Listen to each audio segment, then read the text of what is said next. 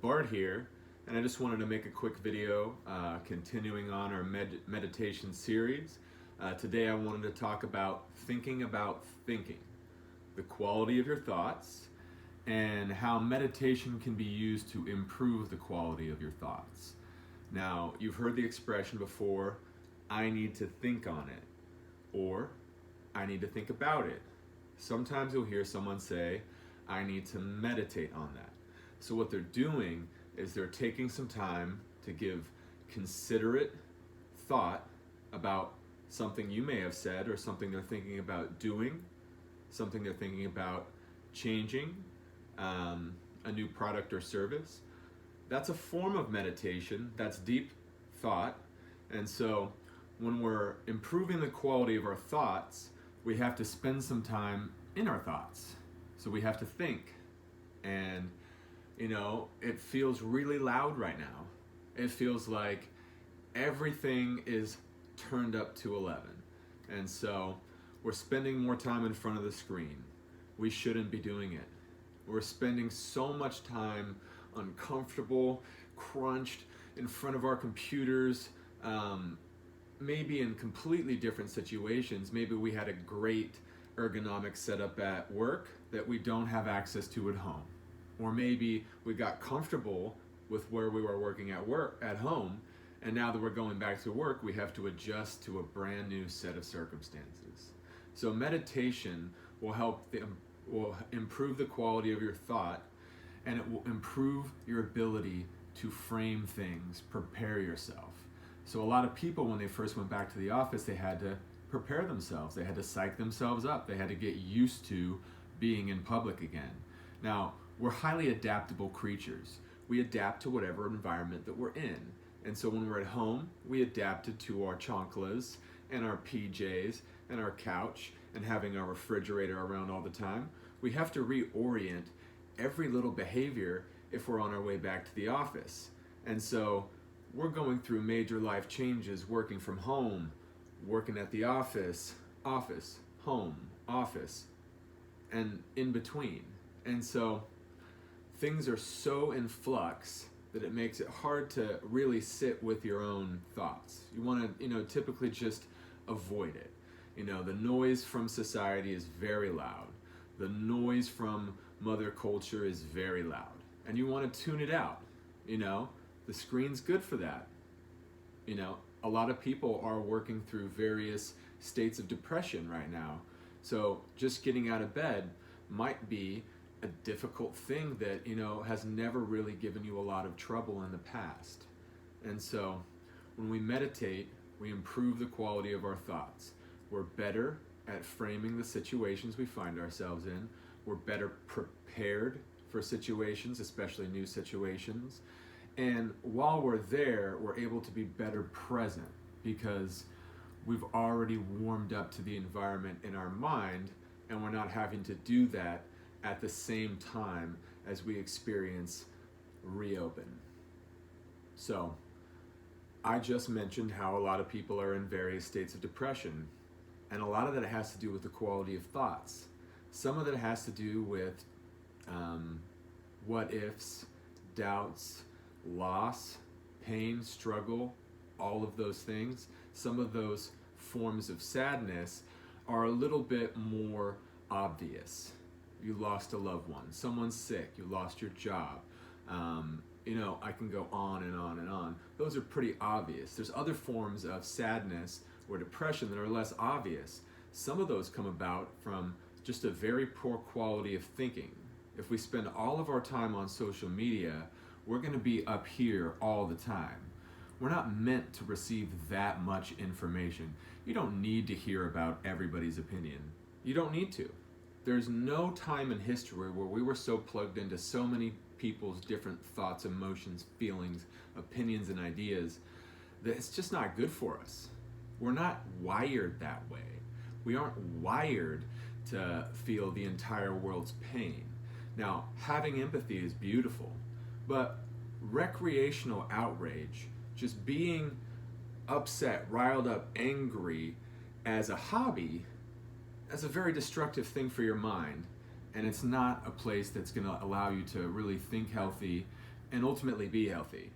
If you're constantly worried about things that you cannot control, you are being controlled by those things.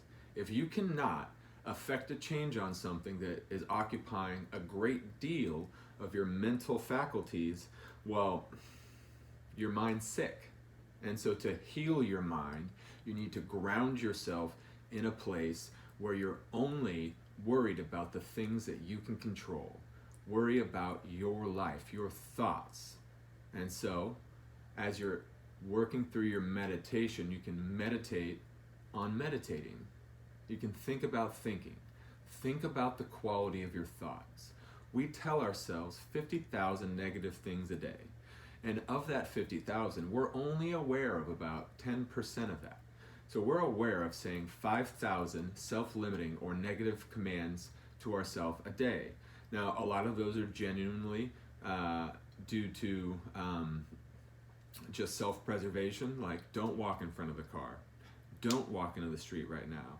But a lot of those are, I don't like my skin today,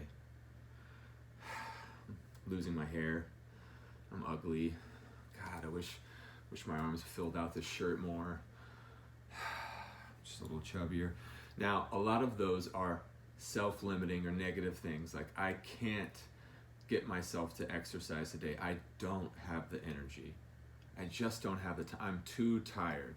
I'm not putting myself, when I say those things, in a state where things are going to get better. If I keep listening to those negative self-talks about how I'm not good enough, I wish I was, if onlys, all those things, then I'm mentally sick. And to be mentally well, I have to be both cognizant of the negative things I say to me and just relentless in the positive things that I can say about myself. So to have a healthy mind, you have to have healthy thoughts. To have healthy thoughts, you have to regularly say healthy, positive things to yourself, self-affirmations. Regularly affirm that you are enough, that you're good enough, you're pretty enough, you're strong enough. You don't have to start at the same place that other people start. You don't have to be anybody else. You don't have to think anybody else's thought. Don't lose yourself in the thoughts of someone else. Occupy your own mind. Think for yourself. Question authority. So as you meditate, try and understand if the things that you think to be are actually thoughts that you've constructed for yourself. And then, if they are, keep going. But if you find that someone else's thoughts are in your head, then you need to stop and you need to figure out, what are your values? What are your morals? What are your goals in life? What are the things that make you happiest? Think about them. Spend your time with the things that you love and not worried about the things that you hate. Take on the charge when it's brought to you. If there's a mission or a cause or a goal or something you feel so strongly about that you're going to spend an inordinate amount of your time working on, that's fine if it's your passion and if it's positive. And a lot of the things that are going on right now, there's a lot of people who are arguing with each other, pointing the finger, blaming, doing the fun blame game when things don't go right and we need to have a boogeyman or we need to have an enemy, a scapegoat. So resist the urge to point the finger. First turn inside. Decide what you want out of life. Decide to be happy. Improve the quality of your thoughts. Think about thinking. Think positively. And try the best you can to help others take a break when they're not thinking clearly. Somebody you love, not a stranger. Don't go on Facebook and say, hey, you're dumb. You should really rethink that. Instead, if you see someone in your immediate social circle or friend network, reach out to them, ask them how they're doing. See how their experience has been during quarantine. Everyone is going to have a completely different experience. And so mine is going to be wildly different than yours. And so try and build bridges. build connections. Try and be a beacon of understanding and integrity and loyalty. Don't get caught up in emotion. The whole point of meditation is so that you can temper your emotions. Think better, be more restful and at peace, relax more, bring yourself down. Those are the purposes of meditation. And it's also there to help you make good decisions that are informed, that are about matters that impact your life, not somebody else's. We shouldn't spend any of our time trying to control somebody else or worrying about their behavior. When their behavior affects you in an aggressive way, then deal with it. But if someone is not aggressing towards you, you have no right to try and think for them or control them. It's all about your life, not someone else's. So be the best version of yourself. Thank you for tuning into my meditation series. These were just my thoughts. This wasn't exactly an organized lecture per se, but I appreciate all of those of you that have actually stuck it out and followed along. So have a wonderful day.